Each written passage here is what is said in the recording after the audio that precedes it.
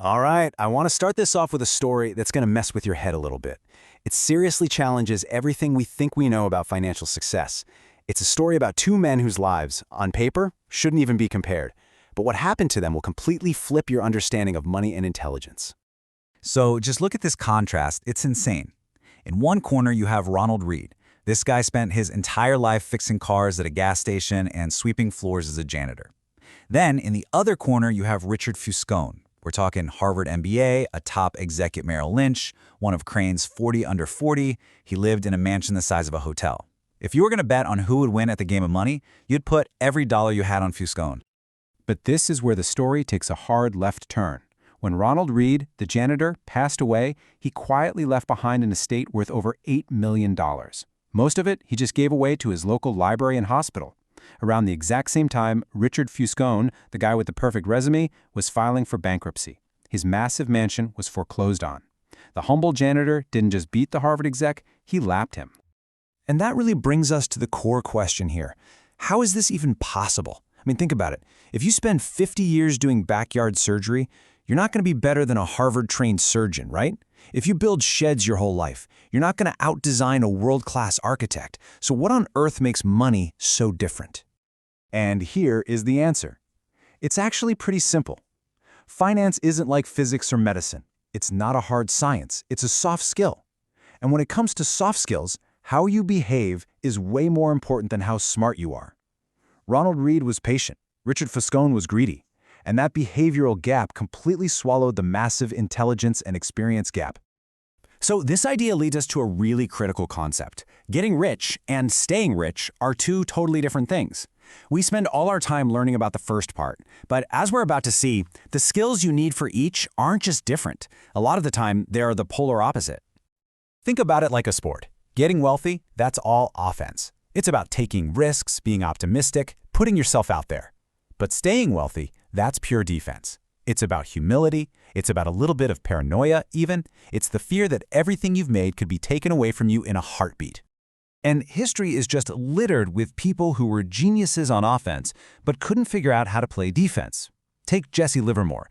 The guy was a legend. He made the equivalent of $3 billion in a single day by shorting the 1929 market crash. Genius, right? But he just couldn't turn that risk-taking brain off. He kept making bigger and bigger bets until, just 4 years later, he lost it all. Everything. This brings us to what might be the single most important skill in finance, survival. Just staying in the game. You see this quote from Warren Buffett? The secret isn't about getting amazing returns. It's about getting pretty good returns that you can stick with for a really, really long time. You have to be around long enough for the magic of compounding to do its work. Getting wiped out is the one mistake you just can't come back from. To see how real this is, let's just look at the absolute bloodbath of the 1973-74 market crash. The market fell almost 70%. It was brutal. It was painful. But for anyone who could just hold on, it was survivable. For those who couldn't, well, it was fatal. Which brings us to a story most people have never heard. Back in the day, Buffett and Munger had a third partner, a guy named Rick Guerin, and he was just as brilliant as they were. But he had one fatal flaw. He was in a hurry. He wanted to get rich fast. So he used leverage. He borrowed a ton of money to buy more stock. So you can probably guess what happened. When that 70% crash hit, the bank came calling. They wanted their money back, and they wanted it now. Guerin was forced to sell all of his shares at the absolute bottom of the market just to cover his loans. He got completely wiped out. Meanwhile, Buffett and Munger, who had just used their own cash, all they had to do was wait. Guerin's impatience turned a painful dip into a personal catastrophe. Guerin's burning desire to get rich faster is a perfect segue into our next big psychological trap, the never enough trap. This is what happens when the goalpost for success just keeps moving further and further away, no matter what you accomplish. Let's look at the story of Rajat Gupta. This guy was the CEO of McKinsey, one of the most prestigious consulting firms in the world. His net worth was $100 million. Let's be crystal clear about this. He had already won the game. It was over. With that kind of money, he literally couldn't have spent it all if he tried. But here was his problem. He wasn't comparing himself to you and me. He was on the board of Goldman Sachs, sitting in a room with multi-billionaires. And next to them, his $100 million suddenly felt small. So when he heard a secret tip on a private call, It took him just 16 seconds. Think about that, 16 seconds, to make an illegal phone call and throw away his entire life's work for money he didn't need. He ended up in federal prison. Gupta's story is just a tragic, perfect example of this quote. Honestly, the hardest financial skill in the world is getting that goalpost to stop moving. If your expectations rise just as fast as your income, you will never, ever feel wealthy. You're just running on a treadmill that gets faster and faster. Now, all this sounds pretty intense, right? This pressure to win, to get more, to not get wiped out. But here's some really good news. It's a bit of a mathematical secret. You don't have to be perfect. In fact, you can be wrong most of the time and still end up with a fortune. Just look at Walt Disney. Back in the 1930s, he'd made something like 400 cartoons. The vast majority of them lost money. His studio had already gone bankrupt once. He was on the verge of total failure. And then, one movie, Snow White. That single massive success, what investors call a tail event, paid for all the hundreds of failures, and then some. It literally built the Disney company we know today. And this power of tails is, well, it's everything. It's everywhere.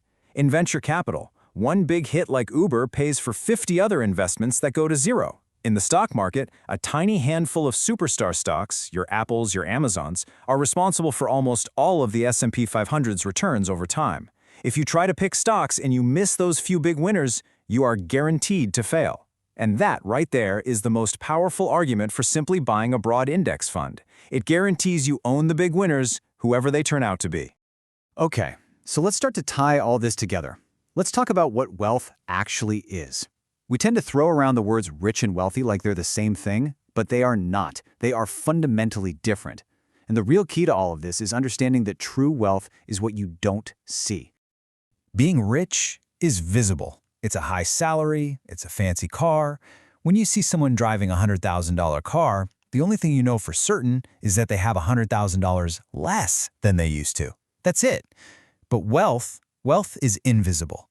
It's the car not purchased. It's the money in a brokerage account that hasn't been turned into stuff yet. It's assets that buy you freedom and options. So if wealth isn't about buying fancy things to show off, then what's the point? It's this. The highest dividend that money pays is the ability to control your own time. The ultimate luxury is waking up in the morning and being able to say, I can do whatever I want today. That is the absolute pinnacle of wealth. And this brings us right back to our janitor, Ronald Reed. He had a giant gap between his ego and his income. He felt zero need to spend money to show other people he had it. And that humility, that quiet invisibility, that is the very thing that allowed him to become wealthy in the first place. So I'll just leave you with this final question to chew on. Where is your goalpost? Because if that thing keeps moving every time you get close to it, you'll never cross it, no matter how much money you make. The most important financial asset you can ever have isn't in your portfolio, it's in your head.